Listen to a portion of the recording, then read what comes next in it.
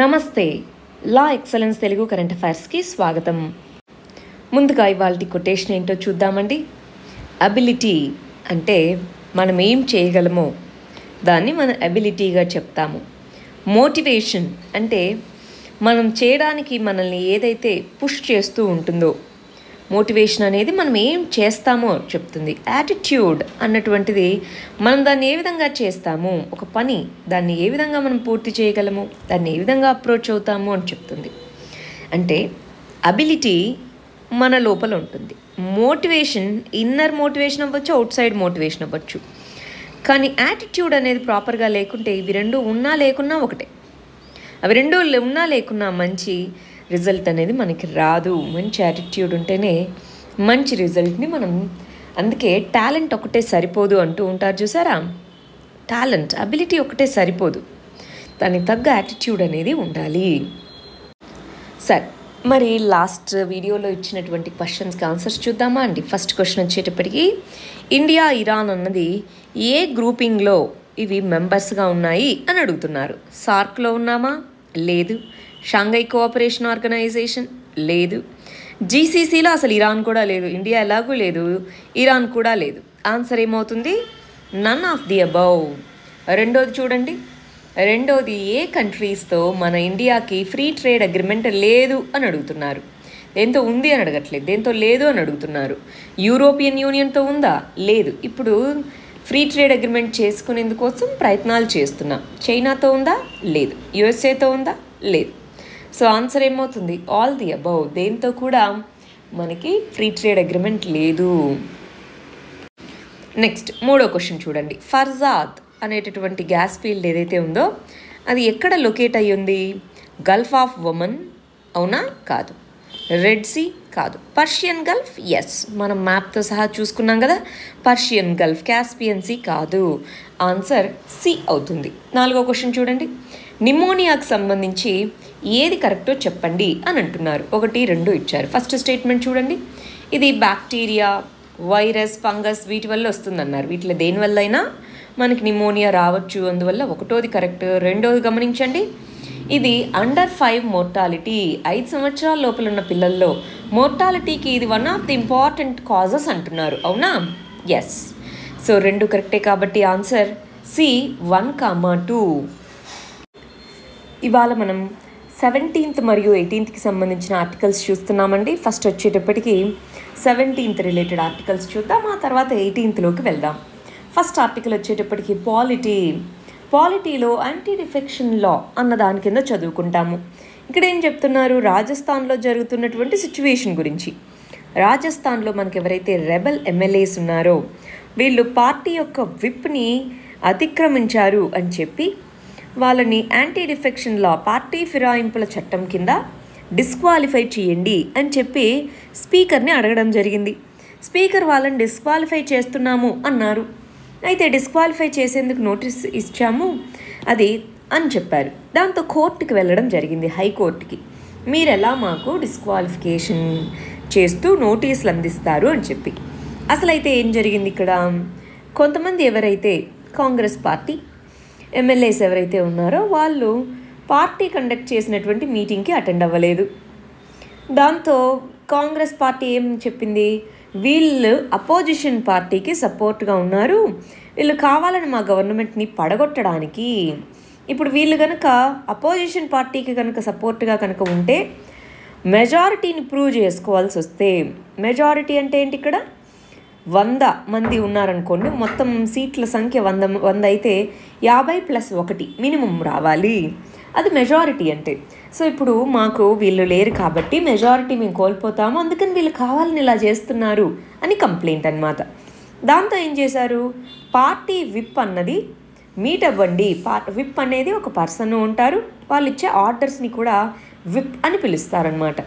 Party whip జారీ చేసినటువంటి దాన్ని వీళ్ళు పాటించలేదు కాబట్టి వీళ్ళని డిస్క్వాలిఫై చేయాల్సిందిగా, వీళ్ళందరూ లెజిస్లేటర్స్, సో డిస్క్వాలిఫై చేయాల్సిందిగా ఎవరిని కోరడం జరిగింది? స్పీకర్. ఎందుకంటే వీళ్ళందరూ అసెంబ్లీకి ఎన్నికవ్వబడ్డ వాళ్ళు. సో స్పీకర్ డిస్క్వాలిఫై చేస్తున్నాము అని చెప్పగానే వీళ్ళందరూ ఎవరి దగ్గరికి వెళ్ళారు? హైకోర్టు. వాళ్ళ స్టేట్ యొక్క హైకోర్టుకు వెళ్ళారు. హైకోర్టు వచ్చేటప్పటికి వాళ్ళకు కొంత టైం ఇవ్వండి అని అన్నారు. ఎందుకని టైం ఇవ్వమంది హైకోర్టు? ఇప్పుడు వాళ్ళేమి అసెంబ్లీలో ఏదన్నా ఇంపార్టెంట్ విషయం జరిగితే అటెండ్ అవ్వకుండా విప్కి ఎగెయిన్స్ట్గా ఓట్ వేయలేదు కదా. వాళ్ళు ఏం ఆర్గ్యూ చేస్తున్నారు అపోజిట్ సైడ్ నుంచి? మేము పార్టీకి అగెయిన్స్ట్గా వెళ్ళలేదు, పార్టీలో ఉండే కొంతమంది డిస్క్రిమినేట్ చేస్తున్నారు, అందుకని మేము చెప్తున్నామే కానీ మేము ఎప్పుడు పార్టీకి అగెయిన్స్ట్గా వెళ్ళలేదు కదా అన్నది వీళ్ళ యొక్క వాదన అన్నమాట. సో మరి దీనికి సంబంధించి మనం దీన్ని ఏ విధంగా చదువుకోవాలి, ఎలా అప్రోచ్ అవ్వాలి టాపిక్ను ఒకసారి చూద్దామా? చూడండి, ఇదే దానికి సంబంధించి ఇవాళ ఇందాక మనం చూసింది 17th ఆర్టికల్. ఇవాళ వచ్చేటప్పటికి ఇక్కడ ఉండేటటువంటి ఎస్ఓజీ స్పెషల్ ఆపరేషన్స్ గ్రూప్ అనేటటువంటిది కరప్షన్ కేసులు ఇవన్నీ ఏదైతే చూస్తూ ఉంటుందో రాజస్థాన్లో, అది ఎఫ్ఐఆర్స్ ఫైల్ చేయడం జరిగింది కొంతమంది మీద. వేటిని బేస్ చేసుకొని కొన్ని ఆడియో టేప్స్ మాకు దొరికాయి. దీంట్లో ఇందాక ఎవరైతే రెబల్ ఎమ్మెల్యేస్ అన్నామో వాళ్ళు వేరే అపోజిషన్ పార్టీకి సంబంధించిన మినిస్టర్తో ఇంత డబ్బులకి ఇస్తే ఇంత మేము అవుతాము, పార్టీని పడగొట్టేస్తామన్నట్టుగా మాట్లాడారు అని చెప్పి కొంతమందిని అరెస్ట్ చేయడం జరిగింది, ఎఫ్ఐఆర్స్ అనేవి ఫైల్ చేయడం జరిగింది అని చెప్తున్నారు. సో ఓవరాల్గా ఇప్పుడున్న సిచ్యువేషన్ ఏంటి అన్నది ఈ ఆర్టికల్లో ఇచ్చారు. ఇలాగ మనకి చాలా ఆర్టికల్స్ నిన్న మరియు ఇవాళ ఈ విషయం గురించి ఎక్కువగా రావడం జరిగిందండి. మరి ఈ కంటెక్స్లో మనం ఏమేం చదువుకుందాము?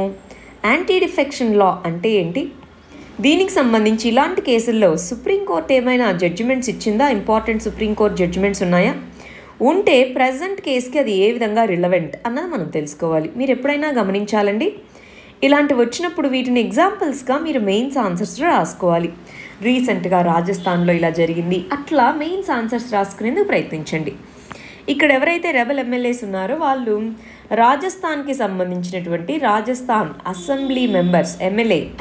సో ఎమ్మెల్యే రూల్స్కి సంబంధించినటువంటి వాటిని వాళ్ళు ఛాలెంజ్ చేస్తున్నారు అని చెప్తున్నారు. అసలు ఇది ఎంతవరకు కరెక్ట్ అన్నట్టుగా అడుగుతున్నారని చెప్తున్నారు. ఫస్ట్ ఇంతకీ యాంటీ డిఫెక్షన్ లా అంటే ఏంటో చూద్దామా? యాంటీ డిఫెక్షన్ లా అంటే ఏంటో, దానికి సంబంధించి ఏ విధంగా మనం దాన్ని చూడాలో ఒకసారి చూద్దామా? క్విక్గా చెప్తాను చూడండి. పాలిటీలో మనం దీన్ని చదువుకుంటాం జనరలీ. 1980లలో క్రాస్ జంపింగ్, అటు నుంచి ఇటు పార్టీలు జంప్ చేసే వాళ్ళు చాలామంది ఉండేవాళ్ళు. ఆయారాం గయారాం అని మనకి హర్యానాలో ఒక లీడర్ అనమాట. సాయంత్రానికి పార్టీలు 2-3 మారారు. దాంతో అప్పటి నుంచి ఆయారాం గయారాం, వచ్చాడు రాము వెళ్ళాడు అన్నట్టుగా అనమాట. సో అలాంటివి అరికట్టడానికి అని చెప్పేసి 1985లో 10వ షెడ్యూల్ 10th షెడ్యూల్ అనే దాన్ని రాజ్యాంగంలో ఇంట్రడ్యూస్ చేయడం జరిగింది. దాని ప్రకారం ఏం చెప్పారు, ఇదిగో ఒక పార్టీకి సభ్యుడిగా ఎన్నికయ్యి ఇంకొక పార్టీకి మారితే యాంటీ డిఫెక్షన్ లా, పార్టీ ఫిరాయింపుల చట్టం వర్తిస్తుంది. వాళ్ళు ఏదైతే ఎన్నికవ్వబడ్డారో వాళ్ళు ఎమ్మెల్యేగా కానివ్వండి ఎన్నికయ్యి ఉంటే, లేదా ఎమ్మెల్యేగా ఎన్నికయ్య మినిస్టర్గా అపాయింట్ చేసింటే ఆ పదవి పోతుందన్నమాట. అదే నామినేటెడ్ మెంబర్గా ఉన్నారనుకోండి, వాళ్ళు 6 నెలల లోపు ఏదన్నా ఒక పార్టీని చేరితే ఓకే, 6 నెలల తర్వాత చేరారనుకోండి వాళ్ళని డిస్క్వాలిఫై చేస్తారు. ఇండిపెండెంట్ క్యాండిడేట్గా ఎన్నికయ్యి ఇంకొక పార్టీలో చేరితే వాళ్ళని డిస్క్వాలిఫై చేస్తారు. లేదా పార్టీ విప్కి అగెయినెస్ట్గా కనుక వ్యవహరిస్తే ఈ 4 సందర్భాల్లో డిస్క్వాలిఫికేషన్ చేయొచ్చు అన్నట్టుగా 10వ షెడ్యూల్లో చెప్పబడి ఉందన్నమాట. అయితే 1985లో ఈ చట్టం తెచ్చేటప్పుడు కొన్ని ఎక్సెప్షన్స్ దీనికి తీసుకొచ్చారు. అదేంటి, పార్టీలో 1/3 వంతు మారచ్చు, అప్పుడేమీ యాంటీ డిఫెక్షన్లా వర్తించదు. 2/3 వంతు మంది కూడా మారచ్చు అని. స్పీకర్ అనే పర్సన్ పార్టీ సభ్యత్వం నుంచి రిజైన్ చేయొచ్చు. మామూలుగా పార్టీ సభ్యత్వం నుంచి రిజైన్ చేస్తే ఏ పార్టీ నుంచి ఎన్నికయ్యారో ఆ పార్టీకి అతని పదవి కూడా పోతుంది. కానీ స్పీకర్ 2 వర్గాలకి కూడా న్యూట్రల్గా ఉండాలి కాబట్టి పార్టీ సభ్యత్వం నుంచి రిజైన్ చేయొచ్చు అనేవాళ్ళు అనమాట. సో పనిష్మెంట్ అనేటటువంటిది ఉంటుంది. మినిస్టర్, ఎమ్మెల్యే, ఎంపీ వీళ్ళకి ఒకవేళ ఈ 4 కండిషన్స్లో ఏదన్నా మీట్ అవుతే ఎవరు డిసైడ్ చేయాలి? ప్రిసైడింగ్ అథారిటీ అంటే ఎవరు? స్పీకర్ అయితే స్పీకర్, చైర్మన్ అయితే చైర్మన్, ఇలా అన్నమాట. 1992లో కిహోతో హోలోహన్ అన్నటువంటి కేసులో స్పీకర్ యొక్క డెసిషన్ ఫైనలే, కాదనట్లేదు, కానీ జ్యుడిషియరీ కూడా రివ్యూ చేయొచ్చు. ఏ బేసిస్ మీద స్పీకర్ అసలు ఆ డెసిషన్ తీసుకున్నట్టు, వాళ్ళని డిస్క్వాలిఫై చేయాలి అనో చేయొద్దు అనో ఏ బేసిస్ మీద డిస్క్రిమినేట్ చేసినట్టు అన్నట్టుగా జ్యుడిషియరీ ఇంటర్వ్యూన్ అవ్వచ్చు అని చెప్పింది. అయితే 2003లో ఈ చట్టానికి మార్పులు ఉండాలి అని చెప్పి 91వ రాజ్యాంగ సవరణ చట్టం కింద స్ప్లిట్ అనే దాన్ని తీసేశారు. ఇంతకుముందు స్ప్లిట్ అనేది ఎక్సెప్షన్, ఇప్పుడు 1/3 వంతు మారినా సరే యాంటీ డిఫెక్షన్లా వర్తిస్తుంది. కానీ 2019 నుంచి మనం చూస్తూ వస్తున్న ట్రెండ్ ఏంటి? రిజైన్ చేయడము. వాళ్ళు యాంటీ డిఫెక్షన్లా అసలు వర్తించదు, వాళ్ళు మెంబర్గా ఉంటే కదా యాంటీ డిఫెక్షన్లా వర్తించేది, వాళ్ళు రిజైన్ చేసేయడము. కర్ణాటకలో అదే జరిగింది, మధ్యప్రదేశ్లోనూ అలాగే రెసిగ్నేషన్ పాలిటిక్స్ జరిగాయి. ఇప్పుడు రెసిగ్నేషన్ చేయలేదు రాజస్థాన్లో, జస్ట్ వాళ్ళు మేము మాకు ఇంతమంది సపోర్ట్ ఉంది ఇలా అంటున్నారు. ఇప్పుడు వీళ్ళకి యాంటీ డిఫెక్షన్ లా కింద ఏడిఎల్ కింద ఆ ఎమ్మెల్యేస్ని కనుక డిస్క్వాలిఫై చేస్తే ఏమవుతుంది? ఇప్పుడు ఉన్నటువంటి 200 మంది ఉన్నారండి, వాళ్ళలో 30 మందిని డిస్క్వాలిఫై చేస్తే మిగిలిన 170 మందినే మెజారిటీ డిసైడ్ చేసే దాంట్లో వీళ్ళ ఓటే చెల్లుతుంది. అంటే ఆ 30 మంది ఇప్పుడు ఉన్నా లేకున్నా ఒకటే. అందుకని యాంటీ డిస్క్వాలిఫికేషన్ లా కింద వాళ్ళని డిస్క్వాలిఫై చేయండి అని గవర్నమెంట్ చెప్తూ ఉంటే వాళ్ళు కోర్టుకు వెళ్ళారు, స్పీకర్ ఇలా డిస్క్వాలిఫై ఎలా చేయగలుగుతారు అని చెప్పేసి.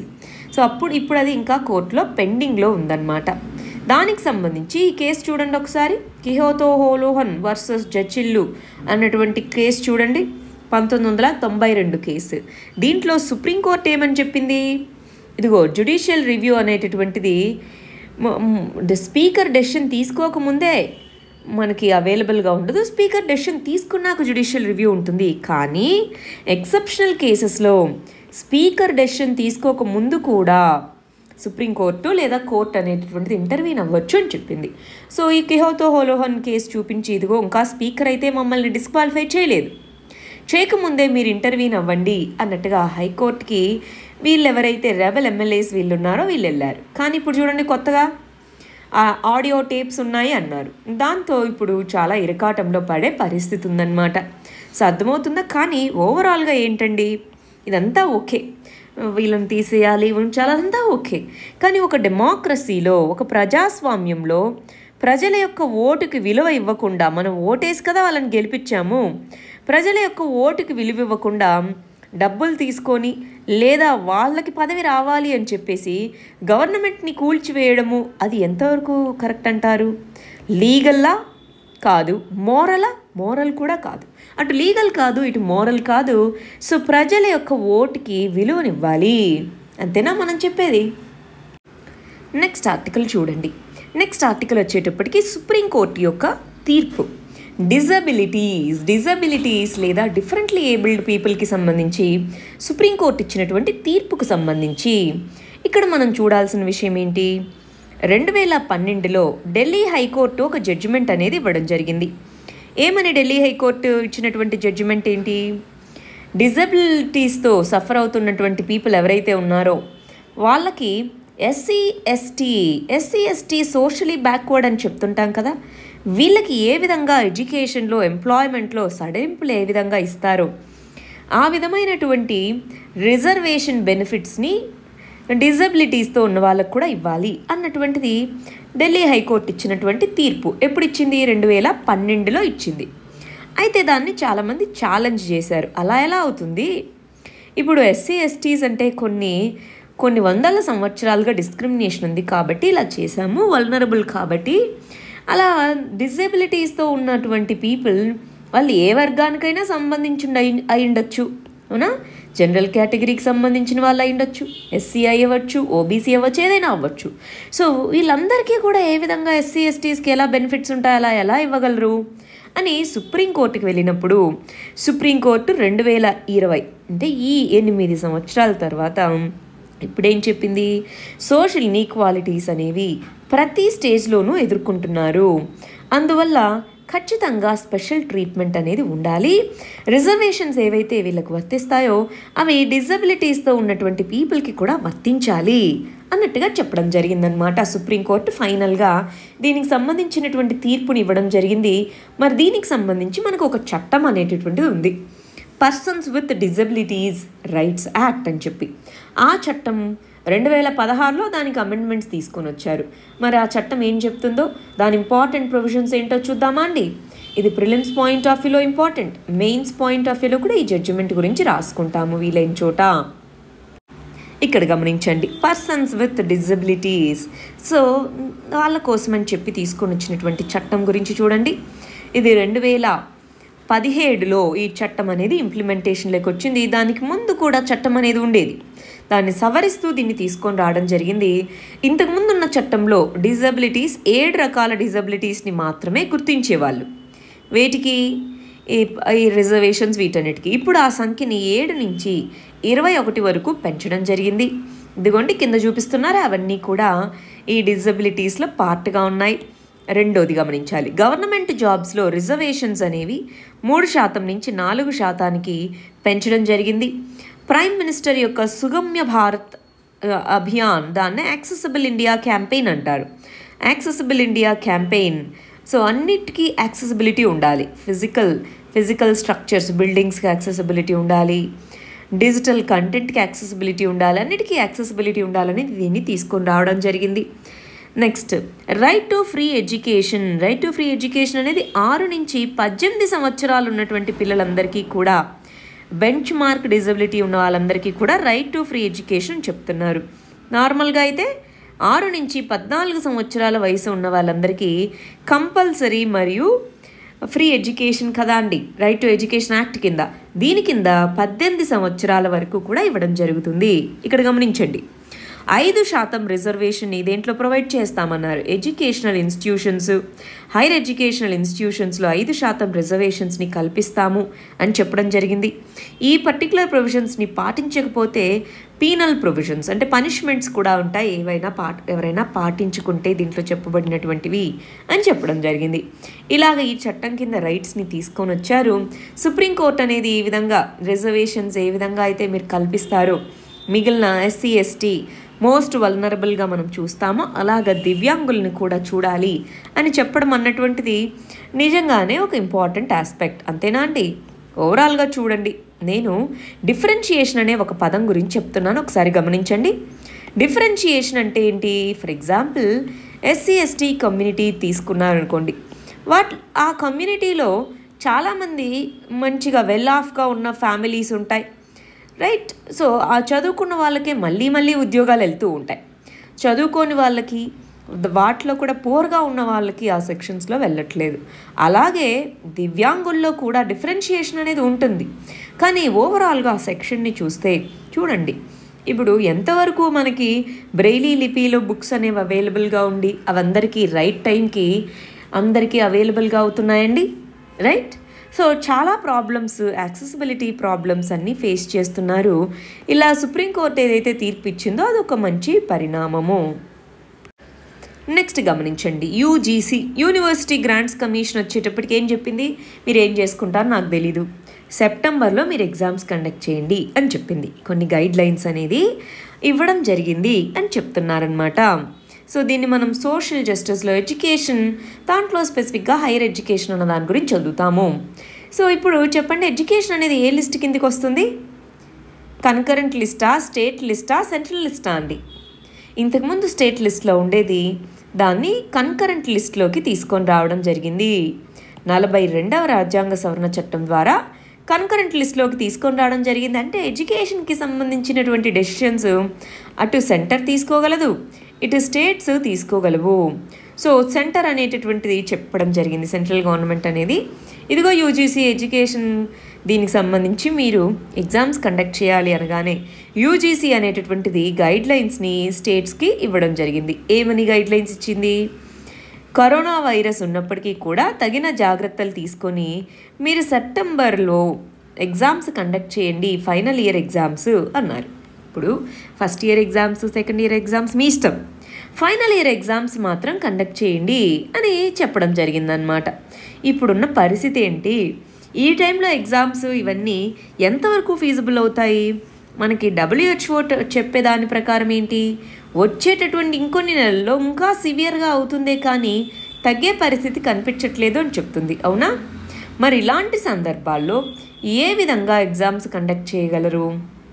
ఖచ్చితంగా చెయ్యాలి అని మ్యాండేటరీగా చేయడం ఎందుకు? యూజీసీ అనేది, యూజీసీ అంటే యూనివర్సిటీ గ్రాంట్స్ కమిషన్ అంటామండి.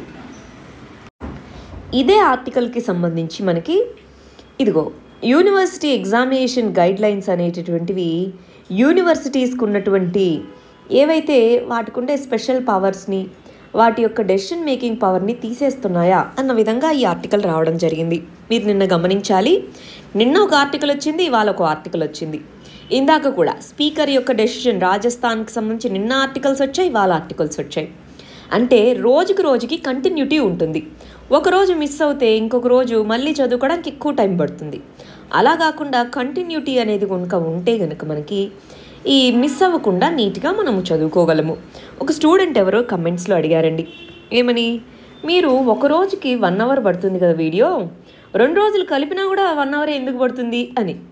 ఎందుకు పడుతుంది అంటే ఇక్కడ 2 రోజుల కాన్సెప్ట్స్ కూడా కలిపి మనం చెప్తాం కాబట్టి, రెండిటికి కంటిన్యూయేషన్ అనేది ఉంటుంది కాబట్టి, రైట్. సరే, మరి ఆర్టికల్లో ఏం చెప్తున్నారో ఒకసారి చూద్దామా. ఇక్కడ చెప్తున్నటువంటిది ఏంటి, డెసిషన్ మేకింగ్ అనేది యూనివర్సిటీస్లో ఏ విధంగా ఉంది అన్న దాని గురించి అన్నమాట. ఇప్పుడు ఇక్కడ చూడండి, మనకి యూనివర్సిటీస్ యొక్క ఇంపార్టెన్స్ చూడండి. మనం 19వ శతాబ్దం 20వ శతాబ్దం చూస్తే అప్పుడు ఉన్నటువంటి వాటిలో యూనివర్సిటీస్ అనేవి అక్కడ ఉండేటటువంటి బ్రిటిష్ పాలనకి తగ్గట్టుగా ఎంప్లాయీస్ వాళ్ళు కావాలి కాబట్టి దాన్ని ప్రొడ్యూస్ చేసేవి. దాంతోపాటు మన నేషనల్ మూమెంట్, మన స్వాతంత్ర ఉద్యమానికి పునాదులు ఈ యూనివర్సిటీస్లోనే ఉన్నాయి, అవునా కాదా, నేషనల్ మూమెంట్ కూడా. కానీ over a period of time ఏమవుతూ వస్తుంది, యూనివర్సిటీస్ ఫ్రీ స్పేసెస్, డిబేట్స్కి, డిస్కషన్స్కి, మూమెంట్స్కి, వీటికి ఒక ఫ్రీ స్పేస్గా కాకుండా కంట్రోల్డ్ స్పేస్గా తయారవుతూ వస్తుంది. గవర్నమెంట్ యొక్క కంట్రోల్ అనేది యూనివర్సిటీస్ మీద బాగా పెరుగుతూ వస్తుంది. ఈవెన్ అకాడమిక్స్లో కూడా, అకాడమిక్ కంట్రోల్ కూడా. ఇప్పుడు చూడండి, ఏ యూనివర్సిటీ మరి ఫుల్గా ఈ కరోనా వైరస్ని తట్టుకొని నిలబడి ఎగ్జామ్స్ కండక్ట్ చేసేటటువంటి కెపాసిటీస్ ఉన్నాయి చెప్పండి, రైట్. ఆన్లైన్ టెస్ట్లు కానివ్వండి, ఏదైనా కండక్ట్ చేయడానికి ఎంతవరకు స్కోప్ అనేటటువంటిది ఉంది. ఇప్పుడు మనకి ఈ యూనివర్సిటీ సిస్టమ్ ఏదైతే ఉందో, మనకేమన్నా ఫస్ట్ ఇయర్ మార్క్స్ని బేస్ చేసుకొని లేదా లాస్ట్ ఇయర్ ఫైనల్ ఇయర్ మార్క్స్ని బేస్ చేసుకొని ఫైనల్ మార్క్స్ డీల్ ఇస్తున్నారా? కాదు కదా. ఫస్ట్ సెమిస్టర్, సెకండ్ సెమిస్టర్, ఇలాగ మనకి ఇవన్నీ క్యుములేటివే కదా అండి. ఇవన్నిటిని కలిపి ఓవరాల్ మార్క్స్ ఇస్తున్నారు. అలాంటప్పుడు ఒక ఫైనల్ సెమిస్టర్ మార్క్స్ లేకపోతే ఏమవుతుంది, మిగిలిన మార్క్స్ అన్నీ తీసుకొని ఇవ్వచ్చు కదా. ఎందుకని కన్సల్టేషన్ లేకుండా, కన్సల్టేషన్ అనేది ఉండాలి, అవునా. సో కన్సల్టేషన్ అనేది లేకుండా యూనివర్సిటీ గ్రాంట్స్ కమిషన్ ఇలాగా యూనిలేటరల్ డెసిషన్ ఎందుకు తీసుకోవాలి, అది ఇక్కడ అడుగుతున్నటువంటి క్వశ్చన్ అన్నమాట. ఇదిగోండి, ఈ ఆర్టికల్ కూడా దానికి సంబంధించింది. ఇండియన్ యూనివర్సిటీ యొక్క వాయిస్ అనేది లూజ్ అవుతుంది అని చెప్తున్నారు. మనకి నేషనల్ కరికులం ఫ్రేమ్వర్క్ అని, సో ఇలాంటివన్నీ ఇంట్రడ్యూస్ చేయడము, నేషనల్ కరికులం ఫ్రేమ్వర్క్ అనేటటువంటిది ఇంట్రడ్యూస్ చేయడం కానివ్వండి, లేదా నేషనల్ నాలెడ్జ్ కమిషన్ అనేటివి, ఇవన్నీ కూడా డెసిషన్ మేకింగ్ సెంట్రలైజ్ అయ్యేలాగా చేస్తున్నాయి. ఇందాక మనం చూసుకున్నామే అదే అన్నమాట. సో ఇందాక మనం చూసిన 2 ఆర్టికల్స్ కూడా దీనికి సంబంధించినవి. యూజీసీ సెంట్రలైజ్డ్ డెసిషన్ తీసుకోవడం అన్నది ఎంతవరకు కరెక్ట్ అన్నది ఈ ఆర్టికల్లో క్వశ్చన్ చేస్తున్నటువంటిది. నెక్స్ట్ ఆర్టికల్ చూడండి, డిసెంగేజ్మెంట్ ప్రాసెస్ ఏదైతే ఉందో అది ఇంట్రికేట్ అంటున్నారు. ఇంట్రికేట్ అంటే దాని మీనింగ్ ఏంటి? ఇంట్రికేట్ అంటే చాలా డీటెయిల్డ్గా జరుగుతుంది, చాలా డెసిసివ్గా దీన్ని తీసుకోవాల్సి వస్తుంది అన్నట్టుగా చెప్తున్నారనమాట. చాలా కాన్స్టాంట్ వెరిఫికేషన్ ఉండాలి, ప్రతిదీ మైన్యూట్ డీటెయిల్ నుంచి మాట్లాడాలి అని చెప్తున్నారు. ఏంటిది ఇంతకీ ఒకసారి గుర్తు తెచ్చుకోవడానికి, అప్డేట్ కోసమే దీన్ని చదువుకుంటున్నాం. ఇంటర్నేషనల్ రిలేషన్స్లో ఇండియా చైనా రిలేషన్స్ అన్న దాని గురించి చదువుకుంటాము. ఇండియా చైనా మధ్య కాన్ఫ్లిక్ట్ అయితే జరుగుతూ ఉంది, అది మనకు తెలుసు కదా. గల్వాన్ వ్యాలీ అన్న ప్రాంతం దగ్గర, హాట్ స్ప్రింగ్స్ అన్నటువంటి ప్రాంతం దగ్గర, పాంగాంగ్సో లేక్ అన్నటువంటి ప్రాంతం దగ్గర, రైట్, పాంగాంగ్సో అన్నటువంటిది. సో ఇవన్నిటి దగ్గర మనకి కాన్ఫ్లిక్ట్ అనేది, స్టాండ్ ఆఫ్ అనేది జరిగింది. ఆ తర్వాత వెనక్కి వెళ్ళిపోవాలి అని చెప్పేసి 2 దేశాల మధ్య టాక్స్ అనేవి జరుగుతూ ఉన్నాయి. ఇప్పటికే అవి జరుగుతూ ఉన్నాయి. చైనా వెనక్కి వెళ్ళిపోవాలి అన్నటువంటిది కొన్ని ప్రాంతాల నుంచి పూర్తిగా వెళ్ళిపోయింది, కొన్ని ప్రాంతాల నుంచి పాక్షికంగా వెళ్ళిపోయింది. మరి ఇలాంటి సందర్భాల్లో ఈ డిసెంగేజ్మెంట్ అన్నది, అవును మేము వెళ్ళిపోయామంటే సరిపోదు కదా, గ్రౌండ్ లెవెల్ వెరిఫికేషన్ ఉండాలి, టాక్స్ ఉండాలి, రకరకాలైన అన్నీ దీంట్లో ఇన్వాల్వ్ అయ్యి ఉన్నాయి. సో అందుకని దీన్ని ఇంట్రికేట్ అని పిలుస్తున్నారు. సో ఒక్కసారి మనం చదువుకున్నవన్నీ గుర్తు తెచ్చుకోండి. మీరు ఇవన్నీ ఒకటే చోట ఒకే దగ్గర రాసుకుంటున్నారు కదా. LACకి సంబంధించి 2 months వరకు మనకి న్యూస్ ఆర్టికల్స్ ఎవ్రీడే రిపీట్ అయ్యాయి. సో అవన్నీ కూడా మీరు ఒకటే చోట రాసుకొని రివిజన్కి పెట్టుకోవాలి. నెక్స్ట్ ఆర్టికల్ చూడండి. దీన్ని మనం పాలిటీలో ఎలక్షన్స్ అన్న దాని కింద చదువుకుంటాము. మనకి కొద్ది రోజుల క్రితం ఎలక్షన్ కమిషన్ ఆఫ్ ఇండియా ఏం చెప్పింది, 65 సంవత్సరాలకి పైబడిన వాళ్ళు ఎవరైతే ఉంటారో 65 సంవత్సరాలు పైబడిన వాళ్ళు COVID-19 వీళ్ళకి ఎక్కువగా రావచ్చు కాబట్టి వీళ్ళకి పోస్టల్ బ్యాలెట్ సిస్టమ్ అందజేస్తాము. ఎలక్షన్స్లో డైరెక్ట్గా పోలింగ్ బూత్కి వచ్చి ఓటు వేయకుండా పోస్ట్ ద్వారా వీళ్ళు పంపించేటటువంటి అవకాశం ఉంది అన్నారనమాట. మరి దీనికి సంబంధించి ఇప్పుడు ఎలక్షన్ కమిషన్ ఏమంటుంది ఒకసారి ఇక్కడ చూడండి. పోస్టల్ బ్యాలెట్ ఫెసిలిటీ అనేటటువంటిది అందించడం అనేది చాలా కష్టము, అందువల్ల మేము ఇప్పుడు అందించలేము. లాజిస్టికల్ ఛాలెంజెస్ చాలా ఉంటాయి. ముందే పాండమిక్ ఉంది, ఒక్కొక్క పోలింగ్ బూత్లో తక్కువ మందినే మేము అలో చేయాలి. దానికి తోడు ఇలా 65 సంవత్సరాలు పైబడిన వాళ్ళు చాలామంది ఉన్నారు. సో ఇలా అలో చేయలేము అని చెప్పడం జరిగింది. మనకి నెక్స్ట్ వచ్చే మంత్స్లో బీహార్లో అసెంబ్లీ ఎలక్షన్స్ అనేవి ఉన్నాయన్నమాట. ఈ కంటెక్స్ట్లో మరి పోస్టల్ బ్యాలెట్ని ఇంప్లిమెంట్ చేస్తారా అంటే ఎలక్షన్ కమిషన్ ఆఫ్ ఇండియా ఏమంది, దీన్ని మేము ఇంప్లిమెంట్ చేసేటటువంటి పరిస్థితి ప్రస్తుతానికి కనిపించట్లేదు. ఎందుకంటే అది చాలా చాలా కష్టమవుతుంది, చాలా అడిషనల్ స్టేషన్స్ ఇవన్నీ మేము సెటప్ చేస్తున్నాం, దానికే మాకు చాలా ఇదవుతుంది ఖర్చు, ఇవన్నీ ఇప్పుడు ఇది కష్టము అని చెప్పింది. సో మనకి ఎలక్షన్ కమిషన్ ఏం చెప్తుంది, రిప్రజెంటేషన్ ఆఫ్ పీపుల్స్ యాక్ట్ కింద ప్రస్తుతానికి 80 సంవత్సరాలు నిండిన వాళ్ళు, persons with disabilities, essential services workers for example ఆర్మీలో లేదా టీచర్స్ వేరే పోలింగ్ స్టేషన్లో వాళ్ళని డ్యూటీకి వేశారు సంథింగ్ అట్లా ఉన్నవాళ్ళు, దాంతోపాటు కోవిడ్-19తో ఇన్ఫెక్ట్ అయిన వాళ్ళు లేదా వీళ్ళకి వచ్చిందేమో అన్నటువంటి అనుమానం ఉన్నటువంటి వీళ్ళు, సో వీళ్ళు మాత్రమే పోస్టల్ బ్యాలెట్ సిస్టమ్ని వినియోగించుకోవచ్చు. మిగిలిన వాళ్ళకి ఈ ఫెసిలిటీ అనేది మేము తీసుకొని రాలేం ప్రస్తుతానికి అన్నట్టుగా ఎలక్షన్ కమిషన్ ఆఫ్ ఇండియా చెప్పడం జరిగింది. అసలు ఇంతకీ ఈ ఫెసిలిటీ దేని కింద తీసుకొని వస్తామంది, దానికి ఉన్నటువంటి అధికారాలు రిప్రజెంటేషన్ ఆఫ్ పీపుల్స్ యాక్ట్ అని అంటాము. ఈ రిప్రజెంటేషన్ ఆఫ్ పీపుల్స్ యాక్ట్ కింద ఈ ఫెసిలిటీ అనేటటువంటిది కల్పిస్తాము అని చెప్పడం జరిగింది ఇంతకుముందు. కానీ ఇప్పుడు అది కష్టతరంగా ఉంది అన్నట్టుగా 60 సంవత్సరాలు పైబడిన వాళ్ళకి అది మేము చేయలేమన్నట్టే ఎలక్షన్ కమిషన్ చెప్పడం జరిగింది. నెక్స్ట్ ఆర్టికల్ వచ్చేటప్పటికి ప్లాస్మా డోనర్స్ ఎవరైతే ఉన్నారో అస్సాంలో వాళ్ళు కనుక ప్లాస్మా డొనేట్ చేస్తే జాబ్స్లో ప్రిఫరెన్స్ ఇస్తాము, ప్రధానమంత్రి అర్బన్ హౌసింగ్ యోజన, ప్రధానమంత్రి ఆవాస్ యోజన అలాంటి వాటిలో వాళ్ళకి ప్రిఫరెన్స్ అనేది ఇస్తాము అన్నట్టుగా గవర్నమెంట్ చెప్పడం జరిగింది. దీన్ని మనం సైన్స్ అండ్ టెక్నాలజీలో COVID-19 ట్రీట్మెంట్ అన్న దాని కింద చదువుకుంటాము. ఇక్కడ ప్లాస్మా థెరపీ అనే పదం విన్నారా ఎప్పుడైనా? సో ఇక్కడ మనం ప్లాస్మా థెరపీ అనేటటువంటిది ఏంటో చూద్దాం. ఈ ప్లాస్మా డోనర్స్కి ఎక్స్ట్రాగా అందిస్తున్నటువంటి బెనిఫిట్స్ ఏంటి అంటే, ప్లాస్మా డొనేట్ చేస్తే సో దానివల్ల మనకేం ఉపయోగం, గవర్నమెంట్ ఎందుకని ప్లాస్మా డొనేట్ చేసిన వాళ్ళకి ఈ విధంగా గవర్నమెంట్ జాబ్స్లో ప్రిఫరెన్స్ ఇస్తాం ఇలా ఎందుకు చెప్తున్నట్టు, ట్రీట్ చేయడానికి COVID-19ని ట్రీట్ చేయడంలో ఇదొక మెథడ్ అనమాట ప్లాస్మా డొనేషన్. ఇంతకీ ఈ పర్టికులర్ ప్లాస్మా థెరపీ ఏంటో, ప్లాస్మా ఎలా డొనేట్ చేస్తారో ఏంటో ఒకసారి తెలుసుకుందామా. దీన్ని ప్రిలిమ్స్ పాయింట్ ఆఫ్ వ్యూలో చదువుకోవాలండి. ఫస్ట్ చూడండి, మన బ్లడ్ కనుక మనం తీసుకుంటే ఒక యూనిట్ బ్లడ్లో 45% రెడ్ బ్లడ్ సెల్స్ ఉంటాయి, వైట్ బ్లడ్ సెల్స్ ప్లేట్లెట్స్ అవంతా కలిపి 1% దానికంటే తక్కువ ఉంటాయి. ప్లాస్మానే ఎక్కువ శాతం 55% ఉంటుంది.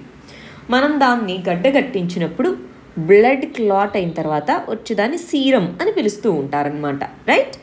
ఇప్పుడు ఈ ప్లాస్మాలో ఏముంటాయి ఇంతకీ, మన బాడీలో యాంటీబాడీస్ అంటాము.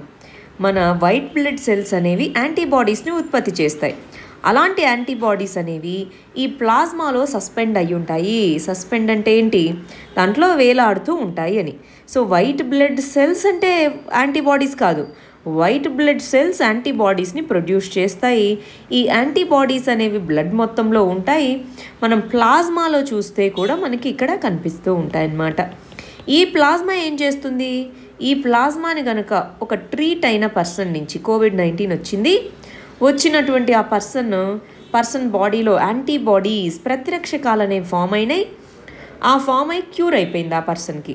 సో ఆ పర్సన్ యొక్క బ్లడ్ని తీసుకొని దాంట్లోంచి స్పెసిఫిక్గా ప్లాస్మాని కలెక్ట్ చేసి ఆ ప్లాస్మాని పేషెంట్కి వీళ్ళకి అందించారనుకోండి, వాళ్ళ బాడీలో కూడా ఈ యాంటీబాడీస్ అనేవి ఏవైతే ప్లాస్మాలో ఉన్నాయో అవి వాళ్ళ బాడీని కూడా ట్రీట్ చేయడానికి ఉపయోగపడతాయా లేదా? సో అలాగా కోవిడ్-19ని ట్రీట్ చేయడానికి ప్లాస్మాని వాడితే దాన్ని ప్లాస్మా థెరపీ అని అంటున్నాం. ఇక్కడ చూడండి, కన్వలజెంట్ ప్లాస్మా అంటున్నాము. కన్వలజెంట్ ప్లాస్మా అంటే ఏంటి?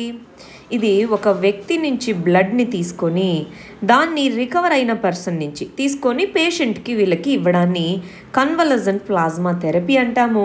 సో యాంటీబాడీస్, ప్రోటీన్స్ ఏవైతే ఇమ్యూన్ సెల్స్ అంటే వైట్ బ్లడ్ సెల్స్ సెక్రీట్ చేసుకుంటాయో అవి ప్లాస్మాలో ఉంటాయి. దాన్ని ఎక్కించడం ద్వారా ట్రీట్మెంట్కి కానివ్వండి, లేదా ఆల్రెడీ వస్తుందేమో వీళ్ళకి అనుకున్న వాళ్ళకి ముందు జాగ్రత్తగా ఎక్కించుకోవచ్చు అనమాట. అలాగా వైరస్ని న్యూట్రలైజ్ చేసే యాంటీబాడీస్ని ఒకరి నుంచి ఇంకొకరికి ఎక్కించడాన్ని ప్లాస్మా థెరపీ అంటాము. ఆ ప్లాస్మానే కన్వలజెంట్ ప్లాస్మా అని అంటాము. నెక్స్ట్ ఆర్టికల్ చూడండి. దీన్ని మనం హెల్త్ ఇష్యూస్ కింద చదువుకుంటాం. సోషల్ జస్టిస్లో విమెన్ మరియు విమెన్ రిలేటెడ్ హెల్త్ ఇష్యూస్ కింద చదువుకుంటాం. ఈ ఆర్టికల్లో చెప్తున్నది వచ్చేటప్పటికి maternal mortality ratio. Maternal mortality ratio అంటే మాతా మరణాల సంఖ్య అని. అంటే బిడ్డకి జన్మనిచ్చినప్పుడు ఎంతమంది 1,00,000 లైవ్ బర్త్స్కి ఎంతమంది మదర్స్ చనిపోతున్నారు అనేటటువంటి రేట్ని మనము మెటర్నల్ మోర్టాలిటీ రేషియో అని చెప్తాము. మరి దీనికి సంబంధించి రీసెంట్గా సర్వే, శాంపుల్ రిజిస్ట్రేషన్ సర్వే అని అంటాము. ఈ శాంపుల్ రిజిస్ట్రేషన్ సర్వే ఇచ్చినటువంటి ఈ సర్వేలో మనకి ఏం తేలింది? మెటర్నల్ మోర్టాలిటీ రేషియోలో మన కంట్రీ ఇంప్రూవ్మెంట్ చూపిస్తుంది. ఇంతకుముందు ఎక్కువ మరణాల సంఖ్య ఉండేది, అది తగ్గుతూ వచ్చింది అంటున్నారు. 2007-09లో 212గా ఉండగా ఇప్పుడు 113కి తగ్గడం జరిగింది మెటర్నల్ మోర్టాలిటీ రేషియో అన్నట్టుగా చెప్తున్నారనమాట. ఒక్కసారి దీని గురించి చూద్దామా? దీన్ని మనం ప్రిలిమ్స్లో చదువుకోవాలి, మెయిన్స్లో చదువుకోవాలండి. ఏ విధంగా ఏ స్కీమ్స్ తీసుకున్నారు, దీనికి రిలేటెడ్గా ఏ ప్రోగ్రామ్స్ని తీసుకొని వచ్చారు, ఇవి మనకి తెలియాలి కంపల్సరిగా. ఏ స్కీమ్స్ తీసుకొచ్చారు మెటర్నల్ మోర్టాలిటీ రేటు ఇవి తగ్గడానికి, అవన్నీ మనం చూడాలి. ఇక్కడ చూడండి, మెటర్నల్ మోర్టాలిటీ రేషియో దీనికి సంబంధించి చూడండి ఏమేమి ఫ్యాక్ట్స్ చెప్తున్నారు. ఇక్కడ 113గా ఉంది అని చెప్తున్నారు. ఎంత నుంచి తగ్గింది? మనకి 113గా ఉంది. 122గా 2015-17లో ఉండేది, 2014లో 130గా ఉంది అని చెప్తున్నారు. 1,00,000 లైవ్ బర్త్స్లో ఎంతమంది చనిపోతున్నారన్న దాన్ని మెటర్నల్ మోర్టాలిటీ కింద మనం డిఫైన్ చేయడం జరుగుతుంది. ఈ మెటర్నల్ మోర్టాలిటీలో తగ్గించాలి అన్నటువంటిది సస్టైనబుల్ డెవలప్మెంట్ గోల్, సుస్థిర అభివృద్ధి లక్ష్యాల్లో ఒక ఇంపార్టెంట్ గోల్ అనమాట. మెటర్నిటీ మోర్టాలిటీ రేషియో 2030 కల్లా 70కి తీసుకొని రావాలి అన్నది. ఇప్పుడు ప్రస్తుతానికి ఎంత అచీవ్ చేశాం? 113. 2030 కల్లా 70కి తీసుకొని రావాలి 1,00,000 లైవ్ బర్త్స్లో అని చెప్తున్నారు. మరి వివిధ రాష్ట్రాల్లో ఏ విధంగా ఉంది మెటర్నల్ మోర్టాలిటీ రేషియో? అస్సాంలో 215గా ఉంది, కేరళలో 43గా ఉంది. అంటే పబ్లిక్ హెల్త్ కేర్ సిస్టమ్ ఎక్కడైతే బెటర్గా ఉందో అక్కడ మెటర్నల్ మోర్టాలిటీ రేషియో అన్నది బాగుంది అని చెప్తున్నారు. ఎస్పెషల్గా గమనించండి, సదర్న్ స్టేట్స్ కర్ణాటక కానివ్వండి, ఆంధ్రప్రదేశ్, తమిళనాడు, తెలంగాణ, వీటిలో మనకి మెటర్నల్ మోర్టాలిటీ రేషియోస్ తక్కువే ఉన్నాయి. అంటే వీటిలో GDP, per capita income, GDP వీటిలో ఎక్కువే. అంటే పర్ క్యాపిటా ఇన్కమ్, జీడిపి ఎక్కువ ఉన్న రాష్ట్రాల్లో మనకి మెటర్నల్ మోర్టాలిటీ రేషియో అన్నటువంటిది తక్కువగా ఉంది, బెటర్గా ఉంది అని చెప్తున్నారు. మరి ఓవరాల్గా దీనికి సంబంధించి ఏ ఇనిషియేటివ్స్ని తీసుకొని రావడం జరిగింది? జననీ సురక్ష యోజన అనేటటువంటి తీసుకొని వచ్చాము. ప్రధానమంత్రి సురక్షిత్ మాతృత్వ అభియాన్ అది తీసుకొని రావడం జరిగింది. ప్రధానమంత్రి మాతృవందన యోజన, లక్ష్య అనేటటువంటి ప్రోగ్రాం, వీటన్నిటినీ కూడా మెటర్నల్ మోర్టాలిటీని తగ్గించేందుకోసం మరియు మెటర్నల్ హెల్త్ని ప్రొటెక్ట్ చేయడం కోసం తీసుకొని రాబడినటువంటి స్కీమ్సే. ఒకసారి మనం ఏం చేద్దాం, ఈ స్కీమ్స్ గురించి రివిజన్ చేసుకుందాం. మీరు ఏదైనా ఒక బుక్ ఓపెన్ చేసినా లేదా వికాస్ పీడియా అనేటటువంటి వెబ్సైట్ ఉంటుంది, దాంట్లో చూసినా మీకు ఈ స్కీమ్స్ కనిపిస్తాయి. సో వాటి గురించి అవి ఏంటి ఎలాగా అని తెలుసుకుంటాము. నెక్స్ట్ ఆర్టికల్ చూడండి, సైన్స్ అండ్ టెక్నాలజీలో చదువుకుంటాము కోవిడ్-19 మెడిసిన్ అన్న దాంట్లో. సో యాక్చువల్గా ఇక్కడ బ్రెజిల్ ప్రెసిడెంట్ చెప్తున్నారన్నారు, ఇంటర్నేషనల్ రిలేషన్స్ అని ఎందుకు చదువుకోవట్లేదు. ఇక్కడ చెప్తున్నటువంటిది బ్రెజిల్లో నంబర్ ఆఫ్ కేసెస్ ఎక్కువగా ఉన్నాయి, దీంట్లో మలేరియాకు ఉపయోగించేటటువంటి హైడ్రాక్సీక్లోరోక్వైన్ అనేటటువంటి డ్రగ్ ఏదైతే ఉందో దాన్నే ప్రొఫైలాక్టిక్గాను వీటిగా వాడుతున్నాము అన్నట్టుగా చెప్తున్నారనమాట. అందువల్ల మనకి ఇది న్యూస్లో ఉంది కాబట్టి దీని గురించి మనం రివిజన్ చేసుకోవాలి. సో బ్రెజిలియన్ ప్రెసిడెంట్కి కూడా వైరస్ పాజిటివ్ రావడం జరిగింది. సో దాంట్లో కూడా చెప్తుంది ఏంటి, మేము దీన్నే వాడుతున్నాము అని. సో అసలు ఇంతకీ హెచ్సిక్యూ అంటే ఏంటి, ఇది ఏ విధంగా వర్క్ చేస్తుంది అన్నది మనం తెలుసుకోవాలి. చాలాసార్లు మనకి న్యూస్లో రిపీట్ అయింది. ప్రిలిమ్స్ పాయింట్ ఆఫ్ వ్యూలో చదువుకుంటాం. ఒకసారి చూద్దామా మరి. ఇదిగోండి, ఇది ఒక యాంటీ మలేరియల్ డ్రగ్, అంటే మలేరియా వ్యాధిని నిర్మూలించడానికి దీన్ని వాడతామన్నమాట. ఇది ఇమ్యూన్ సిస్టమ్ హైపర్ యాక్టివ్గా ఉండకుండా నార్మల్గా ఉండేందుకు ఈ డ్రగ్ అన్నది మనకు ఉపయోగపడుతుంది. ఇమ్యూన్ సిస్టమ్ కనుక హైపర్ యాక్టివ్గా ఉంటే ఏమవుతుంది, లంగ్స్ అవన్నీ స్వెల్ అవుతాయి, దానివల్ల గాలాడకే ఇబ్బంది పడుతూ ఉంటారు. సో ఇమ్యూన్ సిస్టమ్ని నార్మల్గా ఉంచేందుకు ఇది పనిచేస్తుంది. ఇదిగో డ్రగ్ రెగ్యులేటర్స్ వాళ్ళందరూ కూడా ఇది వాడచ్చు, కానీ ఇది అతిగా వాడితే లివర్ డ్యామేజ్ అవుతుంది అని చెప్పారు. మనకి WHO మరియు మిగిలిన రకరకాల పరిశోధనల్లో ఏం చెప్పారు, హెచ్సిక్యూ అనే డ్రగ్ యొక్క ఉపయోగం అంత పెద్దగా కనిపించట్లేదు అని ఆక్స్ఫర్డ్ యూనివర్సిటీ స్టడీ కానివ్వండి, WHO కానివ్వండి, ఇవన్నీ చెప్పాయి. దాంతో వివిధ దేశాలు హెచ్సిక్యూని వాటి యొక్క ట్రయల్స్లో వాడడం మానేశాయి. కానీ ఇప్పటికీ కూడా బ్రెజిల్ అనేటటువంటిది హెచ్సిక్యూ మంచి డ్రగ్గే, మంచిగా ఇది పనిచేస్తుంది అన్నట్టుగా చెప్పడం జరిగింది. ఇండియా అన్నది హెచ్సిక్యూ డ్రగ్ని ప్రొడ్యూస్ చేసేటటువంటి వాటిలో లార్జెస్ట్ కంట్రీ అన్నమాట. ఆల్రెడీ మన కంట్రీలో కూడా దీన్ని వాడుతూ ఉన్నాము, వేరే కంట్రీస్కి ఎక్స్పోర్ట్ కూడా చేస్తున్నాము ఈ డ్రగ్. కాకపోతే వీళ్ళందరూ కూడా దీని యొక్క ఎఫెక్టివ్నెస్ బాగా లేదు అని క్వశ్చన్ చేయడం వల్ల ప్రస్తుతానికి రీసెంట్గా ఎక్కువ ఎక్స్పోర్ట్స్ అనేవి మనం చేయట్లేదు. నెక్స్ట్ ఆర్టికల్ చూడండి. ఆర్బీఐ అనేటటువంటిది ఏఆర్సీస్ అసెట్ రీకన్స్ట్రక్షన్ కంపెనీస్. మీరు డెట్ని రికవరీ చేసుకునేటటువంటి దాంట్లో ఏ ప్రాక్టీసెస్ అయితే మీరు ఫాలో అవుతున్నారో అవి ఫేర్గా ఉండాలి, ట్రాన్స్పరెంట్గా ఉండాలి అన్నట్టుగా చెప్పడం జరిగింది. ఇంతకీ ఈ అసెట్ రీకన్స్ట్రక్షన్ కంపెనీ అంటే ఏంటో ఇవన్నీ చూద్దామా. దీన్ని మనం ఎకానమీలో బ్యాంకింగ్ అన్న దాని కింద చదువుకుంటాము. ఇక్కడ ఫస్ట్ మనము అసెట్ రీకన్స్ట్రక్షన్ కంపెనీ అంటే ఏంటి, మీనింగ్ ఏంటి, దాని యొక్క నీడ్ ఏంటి అన్నది మనం తెలుసుకుందామండి. అసెట్ రీకన్స్ట్రక్షన్ కంపెనీ యొక్క నీడ్ ఏంటి. మూడోది, దీనికి ఫేర్ ప్రాక్టీసెస్ కోడ్ అనేటటువంటిది ఫాలో అవ్వాలి అంటున్నారు. ఫేర్ ప్రాక్టీసెస్ కోడ్ అన్నది ఫాలో అవ్వండి అంటున్నారు. మరి ఏంటి ఫేర్ ప్రాక్టీసెస్ కోడ్ అంటే బ్రీఫ్గా చూద్దాం. ఇదంతా మనకి ప్రిలిమ్స్కి చాలా యూజ్ అవుతుందండి. ఫస్ట్ ఇక్కడ అసెట్ అంటే ఏంటో మనం తెలుసుకోవాలి. ఒక బ్యాంక్కి ఏది అసెట్ అంటే, మనం బ్యాంక్ అనుకోండి, మనం బ్యాంకులో వెళ్ళి డిపాజిట్ చేసుకున్నాం అనుకోండి, డిపాజిట్స్ అన్నవి దానికి లయబిలిటీ అవుతాయి. అంటే దానికి అప్పు కదా, మనం అప్పుగా ఇచ్చాము, అది మళ్ళీ మనకి తిరిగి చెల్లించాలి. సో వాటిని అది అసెట్స్ అన్నది, లయబిలిటీ అంటుంది బ్యాంక్. అదే మనం దీని దగ్గర నుంచి లోన్ తీసుకున్నాం అనుకోండి, అప్పుడు వాటికి మనం ఇంట్రెస్ట్ రేట్ చెల్లిస్తాం కదా, అందువల్ల దీన్ని అసెట్ అని అంటుంది ఎవరు, బ్యాంక్కి ఇది అసెట్ అవుతుంది. ఈ అసెట్స్ అంటే ఈ లోన్స్ కనుక మనము మొత్తము అంటే ప్రిన్సిపల్ లేదా ఇంట్రెస్ట్ రేట్ వడ్డీతో సహా తిరిగి చెల్లించలేదనుకోండి, అప్పుడు ఈ ఆస్తి ఏదైతే అసెట్ ఏదైతే ఉందో అది నిరర్ధకంగా మారింది, ఎన్పిఏస్ అయ్యాయి అని చెప్తూ ఉంటారు.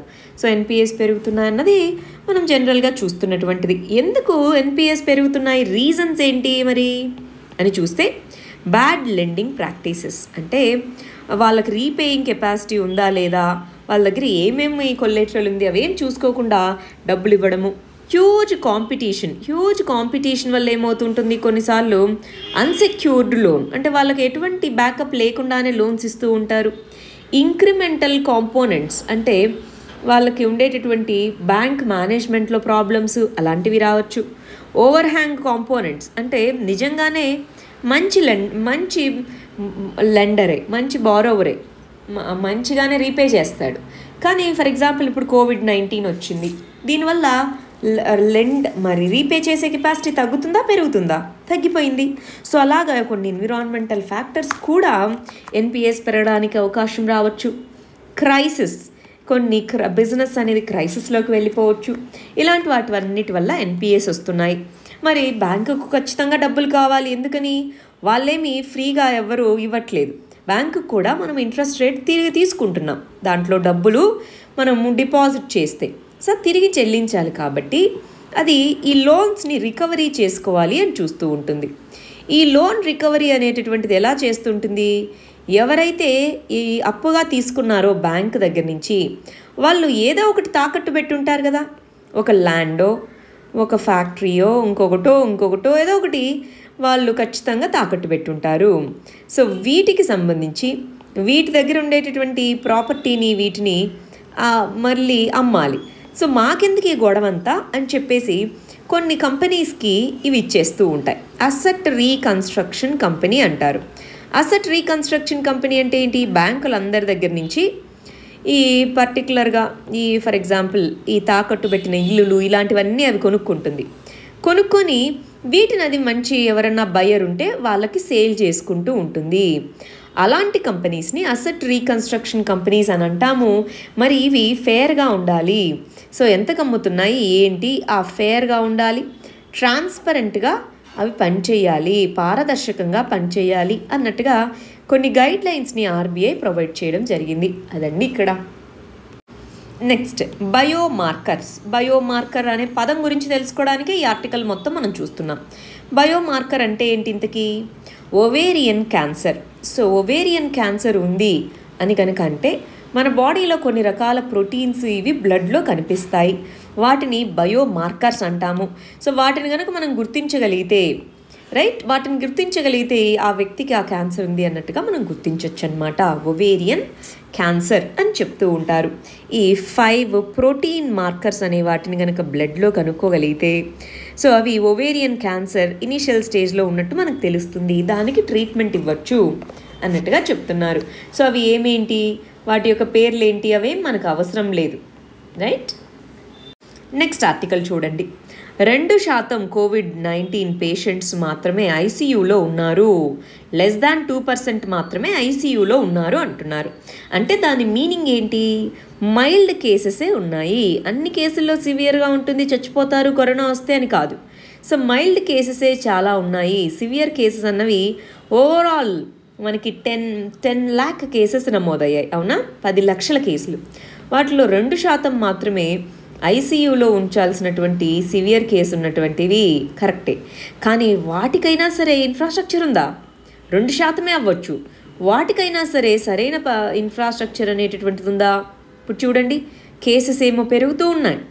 ప్రైవేట్ హాస్పిటల్కి వెళ్దామా, డబ్బులు ఎంత విపరీతంగా ఛార్జ్ అని చేస్తున్నారో మీరు చూస్తూనే ఉన్నారు. సో అటు ప్రైవేట్ హాస్పిటల్లో ట్రీట్మెంట్ అందరికీ అందుబాటులో లేదు, ఇటు పబ్లిక్ హాస్పిటల్స్, గవర్నమెంట్ హాస్పిటల్సే అంటే అన్ని ప్రదేశాల్లోనూ ఇన్ఫ్రాస్ట్రక్చర్ అవైలబుల్గా లేదు. ఇలాంటి ప్రదేశాల్లో దాంట్లోనే గవర్నమెంట్ అనేది ప్రొయాక్టివ్గా ఉండాలండి. మామూలుగా ఉన్నప్పుడు ప్రజలు వాళ్ళని కాపాడుకోగలుగుతారు. ఇలాంటి పాండమిక్స్ ఇలాంటి టైంలోనే గవర్నమెంట్ అనేది ప్రొయాక్టివ్గా ఉండాలి, తమ యొక్క సిటిజన్స్ యొక్క వెల్ఫేర్ కోసం ముందుకు రావాలి. అలా కాకుండా ఇప్పుడేం పట్టించుకోకుండా ఓన్లీ మేము ఓట్స్ కోసమే వస్తాము అంటే అది ఎంతవరకు కరెక్ట్ అండి? రైట్. సో అది ఇక్కడ చెప్తున్నటువంటిది. నెక్స్ట్ ఆర్టికల్ చూడండి. క్వైట్ డిప్లొమసీతోనే ఇండియా మరియు ఇరాన్ మధ్య ఉన్నటువంటి ప్రాబ్లమ్స్ని సాల్వ్ చేసుకోవాలి అని చెప్తున్నారనమాట. దీన్ని మనం ఇంటర్నేషనల్ రిలేషన్స్లో చదువుకుంటాము, ఇరాన్ ఇండియా రిలేషన్స్ అన్న దాని కింద చదువుకుంటాం. ఇక్కడ ఎందుకని ఈ రెండింటి మధ్య ఉన్నటువంటి ఇష్యూ మనకి ఇంపార్టెంట్ అయిందండి? రైట్. మనకి ఏదైతే చాబహార్ అనేటటువంటి పోర్ట్ ఉందో, ఈ చాబహార్ పోర్ట్ దగ్గర చైనాకి యాక్సెస్ ఇస్తాము అని చెప్పడం జరిగింది. చైనాతో లాంగ్ టర్మ్ ప్లాన్ చేసుకుంటున్నామన్నారు. రెండోది జరన్స్ అనేటటువంటి ప్లేస్లో రైల్వే లైన్ బిల్డ్ చేయడానికి ఏవైతే ప్రాజెక్ట్ MOU మనం సైన్ చేశామో దాన్ని క్యాన్సిల్ చేసుకోవడం జరిగింది. మూడోది ఆయిల్ ఫీల్డ్, పర్షియన్ గల్ఫ్లో ఫర్జాద్ అనేటటువంటి oil field natural gas field ఏదైతే ఉందో అది ONGC విదేశ్ లిమిటెడ్కి ఇచ్చామని చెప్పింది. సో అది కూడా వాళ్ళు ఇన్వెస్ట్మెంట్స్ ఇవన్నీ డిలే చేస్తున్నారని చెప్పి క్యాన్సిల్ చేసింది. ఇలా మనకి ఎంతో స్ట్రాటజిక్గా ఇంపార్టెంట్ అయినటువంటి ప్రాజెక్ట్స్ అన్నీ క్యాన్సిల్ చేయడము, 25 సంవత్సరాల long term agreement, strategic agreement అన్నది చైనాతో చేసుకుంటుంది అన్నటువంటి విషయాలు వార్తల్లో రావడము, వీటితో మన రెండు దేశాల మధ్య ఉన్నటువంటి ఫ్రెండ్షిప్ ఏదైతే ఉందో అది కొంచెం వీక్ అవ్వడం జరిగింది. మరి ఇప్పుడు దీన్ని ఏ విధంగా సాల్వ్ చేసుకోవాలన్నది క్వశ్చన్ అనమాట. అవునా?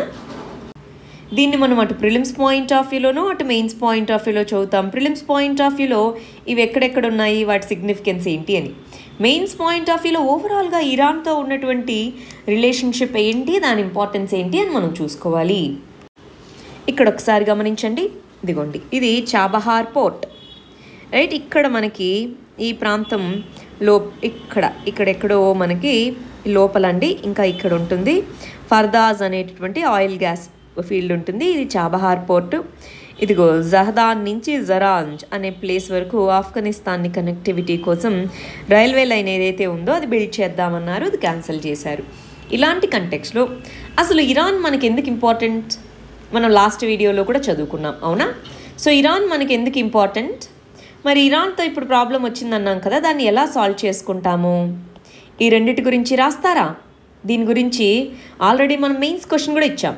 సో ఇలా ఒక టేబుల్ లాగా వేసుకొని ఇరాన్ యొక్క ఇంపార్టెన్స్ ఏంటి, ఎకనామిక్గా, పొలిటికల్గా, స్ట్రాటజిక్గా, ఇలాగ అన్ని వ్యూ పాయింట్స్లో ఇంపార్టెన్స్ ఏంటి, ఏ విధంగా దీన్ని సాల్వ్ చేద్దాము. ఇందాక వాడిన పదం ఉందే క్వైట్ డిప్లొమసీ అని. క్వైట్ డిప్లొమసీ అంటే ఏంటి, న్యూస్ పేపర్లో పెద్దగా టీవీ ఆర్గ్యుమెంట్స్ అవన్నీ కాకుండా నీట్గా కూర్చొని రెండు దేశాలు సాల్వ్ చేసుకోవాలి. ఎస్, చైనాతో వాళ్ళకి ఖచ్చితంగా ఇంట్రెస్ట్ ఉంది, వాళ్ళు చేసుకొని ఇవ్వండి. ఇప్పుడు మనతోనే ఉండాలి అని చెప్పడము, నువ్వు తిండి పెట్టవు, వేరేవాడు పెడుతుంటే వద్దంటావు అన్నట్టుగా ఉంటుందన్నమాట. సో వాళ్ళకి కావాలి ఖచ్చితంగా యుఎస్ఏ శాంక్షన్స్ వేసినటువంటి దీంట్లో. అలాంటి టైంలో చైనాతో మీ రిలేషన్స్ ఉన్నా మాకేం ఇబ్బంది లేదు, కానీ మా యొక్క ఇంట్రెస్ట్లు అంటే మన ఇండియా యొక్క ఇంట్రెస్ట్లు దెబ్బతీయకుండా ఉండేలాగా ఉంటే చాలు, అంతేనా? సో అలాగ మనము క్వైట్ డిప్లొమసీతో దీన్ని సాల్వ్ చేసుకోవాలి, రైట్. సో ఈ టేబుల్ని ఫిల్ చేస్తారా మరి? నెక్స్ట్ ఆర్టికల్ చూడండి.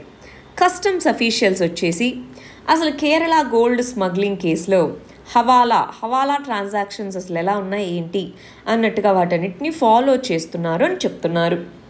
ఇంతకీ దీన్ని మనం దేని కింద చదువుకుందాం, సెక్యూరిటీ రిలేషన్స్ అన్న దాని కింద, సెక్యూరిటీ ఇష్యూస్ అన్న దాని కింద చదువుకుందామండి. దీంట్లో అసలు ఈ కేరళ గోల్డ్ స్మగ్లింగ్ కేసు అంటే ఏంటో చూద్దాం. చాలామంది అడిగారు దీన్ని, ఇప్పటికే ఒకసారి బ్రీఫ్గా చూద్దాం. ఇక్కడ చూడండి, మనకి కేరళ గోల్డ్ స్మగ్లింగ్ కేసులో అసలు ఏమైందో ఒకసారి చెప్తాను. మనకి కొద్ది రోజుల క్రితం 1 వీక్ బ్యాక్ ఏం జరిగింది, యూఏఈ నుంచి అంటే దుబాయ్, సో యూఏఈ అనేటటువంటి కంట్రీ నుంచి మనకి ఎయిర్పోర్ట్ ద్వారా ఇక్కడి నుంచి ఇక్కడికి ఒక బాక్స్ అనేది వచ్చింది. సో దాంట్లో ఏముంది అని అడిగారు. ఏముంది అంటే అది యూఏఈ నుంచి వచ్చింది, అది డిప్లొమాటిక్ కన్సైన్మెంట్. డిప్లొమాటిక్ కన్సైన్మెంట్ అంటే ఏంటి, యూఏఈ యొక్క కాన్సులేట్ ఏదైతే వాళ్ళ యొక్క ఆఫీస్ ఏదైతే ఉందో వాళ్ళ ఆఫీస్కి వచ్చింది అని చెప్పారనమాట. మామూలుగా అయితే ఏంటి, అలాగొచ్చినటువంటి డిప్లొమాటిక్ మెటీరియల్ని ఓపెన్ చేయకూడదు. వియన్నా కన్వెన్షన్ అనేటటువంటిది ఉంది. మనం Vienna convention on consular relations అన్నది చాలాసార్లు చదువుకున్నాం. కుల్భూషణ్ జాదవ్ గురించి గుర్తున్నాయా? సో అలా డిప్లొమాట్స్కి స్పెషల్ ఇమ్యూనిటీస్ ఉంటాయి. సో వియన్నా కన్వెన్షన్ కింద అది ఓపెన్ చేయకూడదు. కానీ వీళ్ళకి డౌట్ వచ్చింది కస్టమ్స్ అఫీషియల్స్కి ఎయిర్పోర్ట్లో, లేదు ఇక్కడ ఏదో ఇది ఉంది అని చెప్పేసి వాళ్ళు హోమ్ మినిస్ట్రీ దగ్గర ఎక్స్టర్నల్ అఫైర్స్ మినిస్ట్రీని అడిగి పర్మిషన్ తీసుకొని యూఏఈ యొక్క కాన్సులేట్ ఉంటుంది ఆఫీసు, సో ఆఫీస్లో ఉండేటటువంటి ఆఫీసర్స్ వాళ్ళ ముందే దాన్ని ఓపెన్ చేశారనమాట. ఓపెన్ చేసినప్పుడు దాంట్లో ఇదిగో ఈ విధంగా గోల్డ్ అనేది బయటపడింది. ఇలా గోల్డ్ అని మామూలుగా వీళ్ళు ఏమన్నారు, అవేవో తిండి సామాన్లు అది ఇది అని చెప్పారు. సో అలా గోల్డ్ బయటపడగానే అడిగారనమాట, సో మీరేమో ఇవన్నారు, ఈ గోల్డ్ ఎలా వచ్చింది అని చెప్పేసి. దాంతో మనకి కేసు అనేది మొదలైంది. స్మగ్లింగ్ అన్నారు. స్మగ్లింగ్ అంటే ఏంటి, ఇదిగోండి ఇక్కడ ఏమైంది అంటే కస్టమ్స్ డిపార్ట్మెంట్ ఇదంతా చేస్తుంది. ఎయిర్పోర్ట్ దగ్గర వీళ్ళు చూస్తూ ఉన్నారు. సో ఇక్కడ మనకు కనిపిస్తున్న 2 పీపుల్ ఉన్నారా, చాలామంది దీంట్లో ఇన్వాల్వ్ అయ్యి ఉన్నారు. సో ఈ పర్సన్ ఎవరైతే ఉన్నారో ఇతను యూఏఈ యొక్క కాన్సులేట్లో పనిచేస్తూ ఇతని పేరు మీదే ఈ బ్యాగేజ్ అనేది దాని పేరు మీద రాసింది, అతనికి ఈ పర్టికులర్ బ్యాగేజ్ అని. సో అయితే వీళ్ళు దీన్ని స్మగ్లింగ్ ఎందుకు చేస్తున్నారు, గోల్డ్ని నీట్గా ఇంపోర్ట్ చేసుకోవచ్చు కదా, స్మగ్లింగ్ ఎందుకు చేస్తున్నారు? మీరు చూస్తే గోల్డ్ యొక్క ధర పెరిగిందా తగ్గిందా? గోల్డ్ రేట్స్ అనేవి చాలా హ్యూజ్గా పెరిగాయి. సో దాని మీద కస్టమ్స్ డ్యూటీస్ ఇవే చాలా ఎక్కువ ఉంటుందన్నమాట. 5 లక్షల వరకు, 1 కేజీ మీద 5 లక్షల వరకు ఇలా మనకి కస్టమ్స్ డ్యూటీ అని రకరకాల డ్యూటీస్ ఉంటాయన్నమాట. సో ఇలాంటి టైంలో స్మగ్లింగ్ కనుక చేసుకొని ట్యాక్స్లన్నీ ఎవేట్ చేస్తే, ట్యాక్స్లన్నీ కట్టకుండా ఉంటే ప్రాఫిట్సా కాదా? సో అలాగే ఏం చేస్తూ ఉంటారంటే ఈ స్మగ్లింగ్ కోసం కొంతమంది గోల్డ్ వ్యాపారులు వీళ్ళతో కలిసి కుమ్మక్కై చేస్తుంటారు. ఇప్పుడు అక్యూజేషన్గా ప్రూవ్ అవ్వలేదు. అక్యూజేషన్ ఏంటి? సో ఈవిడ master mind. So forged documents పెట్టుకొని యుఏఈ కాన్సులేట్కి వస్తున్నట్టుగా వాళ్ళు డాక్యుమెంట్స్ రెడీ చేసి పెట్టుకున్నారు. ఈ పర్సన్ పేరు మీదుగా వస్తుంది, అతను వైల్ తీసుకెళ్ళి మళ్ళీ అమ్ముకోవడం అనమాట. అయితే దీని వెనకాల టెర్రరిస్టుల యొక్క హస్తం ఏమన్నా ఉందా అన్నట్టుగా డౌట్ వచ్చింది. ఎందుకని? ఇలాగ ఇల్లీగల్గా వచ్చినటువంటి మనీ ఏదైతే ఉంటుందో దాన్ని టెర్రర్ ఫండింగ్కి వాడుకుంటూ ఉంటారు. సో అలా టెర్రర్ ఫండింగ్ కూడా ఏమన్నా ఉందా అని చెప్పేసి నేషనల్ ఇన్వెస్టిగేటింగ్ అథారిటీ NIA అన్నది ఓన్లీ టెర్రర్ కేసెస్లో మాత్రమే ఇన్వాల్వ్ అవుతుంది. సో అది కూడా ఇప్పుడు వచ్చి దాని వెనకాల అసలు ఏముంది ఏంటి అని ఇన్వెస్టిగేట్ చేస్తున్నారు. ఇప్పుడు వీళ్ళు చెప్తున్నటువంటిది ఏంటి? హవాలా అనేటటువంటిది ఉంది అన్నారు. ఇంతకీ హవాలా అంటే ఏంటి? అది ఎలా జరుగుతుంది? హవాలా ట్రాన్సాక్షన్స్ అంటారండి. హవాలా ట్రాన్సాక్షన్స్ అంటే ఇదిగో ఇలా ఉందా. ఫస్ట్ ఏం చేస్తారు, ఇక్కడ ఉన్నటువంటి ఒక వ్యక్తి ఏదో ఒక కరెన్సీలో, ఇక్కడ రూపీస్ అనుకుందాం, సో రూపీస్లో వీళ్ళకి పే చేస్తారు. ఈ హవాల్దార్ వచ్చేటప్పటికి వాళ్ళకి వేరే దేశంలో ఉండేటటువంటి ఇంకొక వ్యక్తికి వాళ్ళకి లింక్స్ ఉంటాయి. సో ఇతను ఏం చెప్తాడు, ఇదిగో నేను ఇది బ్యాంకుల్లో వీటిలో వేయలేను, ఇది బ్లాక్ మనీ, నువ్వు ఈ పర్సన్కి చేరేలాగా చూడు అని వీళ్ళకి ఎంతో కమిషన్ ఉంటుంది. ఆ కమిషన్ ఇచ్చి చెప్తారనమాట. సో ఆ కమిషన్ తీసుకొని ఇదిగో వీళ్ళకి లింక్స్ ఉంటాయి, నేను నీకు ఇంత ఇస్తాను, నువ్వు ఆ మనీ అక్కడ ఇచ్చేసే, ఈ మనీ నా దగ్గర ఉంది, నేను వీలైనప్పుడు దీన్ని మీకు పంపిస్తాను అని చెప్పేసి వీళ్ళకి మనీ చెల్లిస్తారు. అలాగా ఈ పర్సన్ డబ్బులు ఎత్తుంది. ఈసారి ఏం చేస్తుంటారు, ఈ పర్సన్ వీళ్ళకి మనీ ఇన్వెస్ట్మెంట్ రూపంలోనో ఇంకొక రూపంలోనో తీసుకొస్తారు. అంటే ఇతను పంపించింది లేదా ఇవి పంపించింది బ్లాక్ మనీ, కానీ అది ఇన్వెస్ట్మెంట్ ఫామ్లో వేరే దేశం నుంచి వచ్చినట్టుగా వస్తే వైట్ మనీ, అదే మనీ వైట్గా అంటే లీగల్గా తిరిగి వస్తుంది. ఇలాగ హవాలా అనే ట్రాన్సాక్షన్స్ జరుగుతూ ఉంటాయి. ఇప్పుడేం చెప్తున్నారు, ఇక్కడ హవాలా ట్రాన్సాక్షన్స్ ఇన్వాల్వ్ అయ్యి ఉండొచ్చు. వీళ్ళు గోల్డ్ స్మగ్లింగ్ చేసి పెడతారు, హవాలా ద్వారా మనీని ఇస్తూ ఉంటారు అన్నట్టుగా కూడా చెప్తున్నారు. దాని పరంగా ఇన్వెస్టిగేషన్ కూడా ఇక్కడ జరుగుతుందన్నమాట.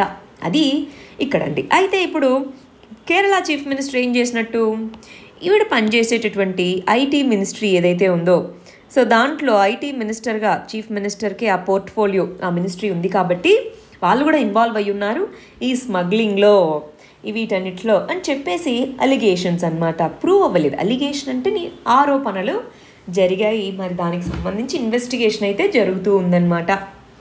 రైట్, నెక్స్ట్ ఆర్టికల్ చూడండి. యునైటెడ్ నేషన్ యొక్క వర్చువల్ మీట్లో మన ప్రైమ్ మినిస్టర్ మల్టీలేటరలిజం ఉండాలి, ఈ మల్టీలేటరలిజం అన్నది రిఫార్మ్డ్ ఫామ్లో ఉండాలి అని చెప్తున్నారు. దీన్ని మనం దేని కింద చదువుకుంటామండి, ఇంటర్నేషనల్ రిలేషన్స్లో ఇంటర్నేషనల్ ఆర్గనైజేషన్స్ అన్న దాని కింద చదువుకుంటాం. ఇక్కడ ఏం చెప్తున్నారు, యునైటెడ్ నేషన్స్ ఐక్యరాజ్య సమితి స్థాపించి 75 సంవత్సరాలు కంప్లీట్ చేసుకుంది. దీని నుంచి చాలా డీటెయిల్డ్గా చదువుకోవాలండి యునైటెడ్ నేషన్స్ గురించి, ఎందుకంటే 75 సంవత్సరాలు ఇలాంటి ఇంపార్టెంట్ ఇయర్స్ ఉన్నప్పుడు ప్రిలిమ్స్ క్వశ్చన్స్, మెయిన్స్ క్వశ్చన్స్ వీటి నుంచి అడుగుతూ ఉంటారు. సరే, ఐక్యరాజ్య సమితి స్థాపించి 75 సంవత్సరాలు అయింది. ఈ కంటెక్స్లో ఐక్యరాజ్య సమితికి సంబంధించి వేరియస్ ఇన్స్టిట్యూషన్స్ ఉన్నాయి. వాటిలో డెసిషన్ మేకింగ్ అన్నది బహుపాక్షికంగా మల్టీలేటరల్గా ఉండాలి. మల్టీలేటరల్గా ఉంది, కానీ యూరోపియన్ కంట్రీస్కి వీటికి ఎక్కువ ప్రిఫరెన్స్ ఇస్తున్నారు మాకంటే. సో మల్టీలేటరలిజంలో మార్పులు రావాలి, రిఫార్మ్స్ రావాలి అని చెప్తున్నారు. ఎస్పెషల్గా మనకి యునైటెడ్ నేషన్ సెక్యూరిటీ కౌన్సిల్లో రిఫార్మ్స్ రావాలి, అది ఇక్కడ చెప్తున్నటువంటిది. మనం ఏం చేద్దాము, ఐఆర్ బుక్ ఓపెన్ చేసి అసలు యునైటెడ్ నేషన్స్ అంటే ఏంటి, అది ఎప్పుడు స్టార్ట్ అయింది, దాని అచీవ్మెంట్స్ ఏంటి, దాని ఫెయిల్యూర్స్ ఏంటి, ఇది మీరు వరల్డ్ హిస్టరీలోనూ చదువుతారు, ఇంటర్నేషనల్ రిలేషన్స్లోనూ చదువుతారు. దీన్ని చదివి నీట్గా నోట్స్ రాసి పెట్టుకోవాలండి. వెరీ వెరీ ఇంపార్టెంట్ ఇది యూపీఎస్సీకి. నెక్స్ట్ ఆర్టికల్ చూడండి. దీన్ని మనం ఇంటర్నేషనల్ రిలేషన్స్లో చదువుకుంటాం, ఇండియా నేపాల్ రిలేషన్స్ అన్న దాంట్లో. సో ఇక్కడ ఏమంటున్నారు, రామ్ మందిర్ మీ దగ్గర కాదు, మా నేపాల్లో ఉంది అని అంటున్నారనమాట. సో దానికి మేము ఆర్కియలాజికల్ ఎవిడెన్సెస్ని కూడా తీసుకొని వస్తాము అన్నట్టుగా ఒక కమిటీని నియమించడం జరిగింది. అసలు ఈ రామ్ మందిర్కి సంబంధించినటువంటి గొడవ మొదలైనప్పుడు ఇండియాలో కూడా ఇలానే జరిగిందనమాట. ఆర్కియలాజికల్ ఫైండింగ్స్ కనిపిస్తామని చెప్పేసి ఆర్కియలాజికల్ సర్వే ఆఫ్ ఇండియా నేతృత్వంలో ఒక కమిటీని వేశారు. వాళ్ళు బాబ్రీ మస్జిద్ దగ్గరలో రామ్ మందిర్కి సంబంధించినటువంటి ఆనవాళ్ళు కనిపించాయి అని చెప్పారనమాట. సో ఆ తర్వాత ఇంకా ఇది ఇంటెన్సిఫై అవ్వడం జరిగింది. అలాగే ఇప్పుడు నేపాల్లో ఉంది అన్నట్టుగా చెప్తున్నారు. ఇదంతా చూడండి, ఇండియా నేపాల్ రిలేషన్స్ ఆల్రెడీ ఈ కాలపాని ఇష్యూ, బార్డర్ ఇష్యూతో చాలా ఇబ్బందుల్లో ఉన్నది. మళ్ళీ ఇలా ఇష్టం వచ్చినట్టుగా వీళ్ళ యొక్క ప్రైమ్ మినిస్టర్ ఇష్టం వచ్చినట్టుగా మాట్లాడడం అన్నది ఎంతవరకు తగునండి, రైట్? సో అది కరెక్ట్ కాదు అని చెప్తున్నారు. బట్ చూద్దాం ఏం జరుగుతుందో. సరే, మరి లాస్ట్ వీడియోలో ఇచ్చినటువంటి మెయిన్స్ క్వశ్చన్కి ఆన్సర్ ఏంటో చూద్దామా? ఇరాన్ అన్నటువంటి రైల్ ప్రాజెక్ట్ని దీన్ని క్యాన్సిల్ చేసింది, మన చైనా వైపుగా మూవ్ అవుతుంది. దీనివల్ల ఏ విధమైనటువంటి ఇంపాక్ట్ అనేటటువంటిది ఉంటుంది అని అడిగాము. So India Iran strategic partnership ఇది. సో చాలా హ్యూజ్ ఇంపాక్ట్ అనేది ఇలా ఉండబోతుంది. దాంట్లో ఎకనామిక్ ఇంపాక్ట్ అని, పొలిటికల్ ఇంపాక్ట్ అని, జాగ్రఫికల్ లొకేషన్ వైజ్గా దీన్ని స్ట్రాటజిక్ అని రాసుకుంటారండి, రైట్? జాగ్రఫికల్ లొకేషన్ ఉన్నదా, దాని పేరు స్ట్రాటజిక్గా ఇంపాక్ట్ ఉంటుంది. సోషియో రిలీజియస్ కన్సర్న్స్ ఇవన్నీ కూడా ఇక్కడ ఇంపార్టెంట్ అని రాస్తున్నారు. Okay, good. కానీ ఇక్కడ ఒక విషయం చెప్తాను చూడండి, ఎప్పుడైనా ఇలాంటిది రాసేటప్పుడు అబ్సల్యూట్ స్టేట్మెంట్స్ రాయకూడదు. ఇప్పుడు ఇరాన్లో హైయెస్ట్ షియా ముస్లిమ్స్ ఉన్నారు. సో దానివల్ల మన ఇండియాలో అన్రెస్ట్ ఎందుకు వస్తుంది చెప్పండి? ఇండియాలో అన్రెస్ట్ ఎందుకు వస్తుంది? సో రిలీజియస్ కాంపోనెంట్ ఉండొచ్చు, అన్రెస్ట్ వస్తుంది, ఇలాంటివి రాయకూడదు అనమాట. జాగ్రత్తగా రాయాలి, రైట్? డెట్ ట్రాప్లో ఎవరు పడతారు? మనం అడిగిన క్వశ్చన్ ఏంటి? ఇండియా యొక్క ఇంట్రెస్ట్ మీద, ఇండియా మీద ఎటువంటి ఇంపాక్ట్స్ ఉంటాయని అడిగాం, కానీ ఇరాన్ మీద కాదు కదా అండి, right? Impact on India's interest అని అడిగాము. సో డెట్ ట్రాప్ అన్నది ఇరాన్కి సంబంధించి. సో మీరు ఆన్సర్ రాసేటప్పుడు జాగ్రత్తగా చూసుకొని రాయాలి. ఆల్రెడీ కమెంట్స్లో అడిగారు, స్కోప్ అని చెప్తూ ఉంటారు కదా, అసలు స్కోప్ అంటే ఏంటి అని. స్కోప్ అంటే క్వశ్చన్లో ఏం అడిగారు, క్వశ్చన్ యొక్క డిమాండ్ ఏంటి అన్నదాన్ని స్కోప్ అంటారండి. క్వశ్చన్లో ఇండియా మీద ఏం ఇంపాక్ట్స్ ఉంటాయన్నారు, కానీ ఇరాన్ మీద ఏం ఇంపాక్ట్స్ అని అడగలేదు కదా. క్వశ్చన్లో ఏం అడిగారో అదే రాయాలి, రైట్? మీ ఊరు ఏది అని అడిగారు, మన ఊరు పేరు మాత్రమే చెప్పాలి, అంతేగాని మా ఇంటి పేరు ఇది అదంతా అవసరం లేదు, రైట్? సో ఇలా మీరు జాగ్రత్తగా రాయాలి, జాగ్రత్తగా చూసుకోవాలి. ఇక్కడ చూడండి, సో ఇరాన్ రీసెంట్గా ఇది జరిగింది, కరెంట్ ఇష్యూతో మొదలుపెట్టారు. ఓకే, దాని మీద ఇండియా వల్ల ఎటువంటి ఇంపాక్ట్స్ ఉంటాయి? ఇక్కడ చూడండి, Chabahar port, India Iran relations, strategic concerns, economic, energy, security concerns, China యొక్క ఇన్ఫ్లుయెన్స్ అంటే స్ట్రాటజిక్ అని రాసుకుంటారు, దీన్ని స్ట్రాటజిక్ అని రాసుకోవాలి. వీటన్నిటి వల్ల ఇండియా మీద ఎటువంటి ఇంపాక్ట్ ఉంటుంది అని. సో దానికి సంబంధించి ఏమేం చేయాలి అని రాశారు. గుడ్. ఇక్కడ చూడాలి, సో రీసెంట్గా ఇది జరిగింది, ఇండియా మీద ఎటువంటి ఇంపాక్ట్స్ ఉంటాయి అని రాశారు. Access, strategic, political, economic. So ఇవన్నీ ఇండియా మరియు వీటి మధ్య ఎటువంటి ఇంపాక్ట్స్ ఉంటాయని రాశారు. అయితే ఇదిగో ఇరాన్ మీద కూడా కొంత ఇంపాక్ట్ ఉంటుంది, సో అందువల్ల ఈ విధంగా చర్యలు తీసుకోవాలి, వే ఫార్వర్డ్ ఏంటి అని రాశారు. సో వి అన్న పదాలు, ఐ అన్న పదాలు జనరల్గా జిఎస్లో రాయకపోవడం మంచిదండి, రైట్? అలాంటి వాటిని అవాయిడ్ చేయండి. ఇక్కడ చూడండి, చాబహార్ పోర్ట్ అనేటటువంటిది ఎక్కడ లొకేట్ అయ్యి ఉంది, ఎప్పుడు సైన్ చేశారు, ఇవన్నీ. సో దీన్ని మీరు షార్ట్గా రాయాలండి. ఇంట్రొడక్షన్ అనేది 30-40 పదాల్లో అయిపోయేలాగా షార్ట్గా రాసుకోండి. ఇండియా మీద ఎటువంటి ఇంపాక్ట్ ఉంటుంది రాశారు. గుడ్. సో ఇండియా ఏం చేయాలి అని రాస్తున్నారు. గుడ్. ఇందాక క్వైట్ డిప్లొమసీ అని పదాలు వచ్చాయే, అలాంటివి మీరు వాడుకోవాలి. క్వైట్ డిప్లొమసీ అని ఇలా ఏమన్నా పదాలు ఉంటాయి కదా, వాటిని ఆన్సర్లో కనిపించేటట్టు చూసుకోవాలి. ఇక్కడ చూడండి, ఇండియా ఇరాన్ వచ్చేసి ఇలా ఉన్నాయి. అయితే ఇప్పుడు తీసుకున్న చర్యల వల్ల ఎటువంటి ఇంపాక్ట్ ఉంటుంది, దానికి వే ఫార్వర్డ్ ఏంటి అని రాస్తున్నారు. గుడ్. ఇక్కడ చూడండి, రీసెంట్లీ ఈ క్యాన్సిల్ అయింది, ఏమేమి ఇంపాక్ట్స్ ఉంటాయి దీన్ని ఎలాబరేట్ చేయండి. ఇంత షార్ట్గా కాకుండా ఎలాబరేట్ చేయండి. ఇక్కడ చూడండి, ఇక్కడ కూడా చాబహార్ పోర్ట్ ఇది ఏమేమి ఉంటుంది అన్నది కొంచెం ఎలాబరేటివ్గా రాసుకోవాలండి. 200 నుంచి 250 పదాల లోపల రాయాలి. మీరు ఆన్సర్ రాసేటప్పుడు ముందుగా కొంచెం దాని గురించి చదివి అప్పుడు ఆన్సర్ రాయండి. ఇండియా ఇరాన్ ఏ విధమైన సంబంధాలున్నా ఏ విధమైన ప్రభావం అనేది ఉంటుంది అని రాస్తున్నారు. Energy, economic, trade, terrorism, good. Terrorism అనే పాయింట్ మంచి మంచి పాయింట్ అండి, గుడ్. సో వే ఫార్వర్డ్ ఏంటి అని కూడా రాశారు, బాగా రాశారు.